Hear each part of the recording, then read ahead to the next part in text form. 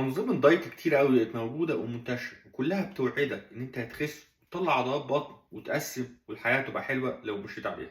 الكلام ده كله زي الفل، والأنظمة دي ممكن تكون بتشتغل، كيتو، نظام متقطع، low carb، كل الحاجات دي بتشتغل بميكانيزم واحدة بس، إن أنت بتحرق سعرات حرارية أكتر من اللي بتاكلها.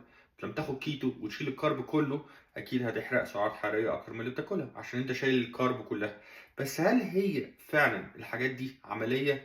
من رأيي لأ، لأن أنت لو مشيت على نظام زي مثلًا الكيتو أو الكارنيفور وكلت لحمة بس، إزاي هتقدر تخرج مع أصحابك، إزاي هتقدر تعمل الحاجات اللي أنت بتحبها، وإزاي هتقدر تاكل الأكل اللي أنت بتحبه من وقت للآخر. أنا من رأيي من الأسهل إن أنت تحسب سعراتك الحرارية، ممكن يكون صعب شوية في الأول، بس هتقدر تاكل اللي أنت عايزه علشان تقدر تخرج وتعمل اللي أنت عايزه وتعيش حياتك طبيعي. ما تعملش restriction جامدة أوي ما تقدرش تمشي عليها في المستقبل. الاستمرارية هي اللي هتوصلك لهدفك، لو عايز تطلع عضلات بطن، تخس، أو حتى تبني عضلات.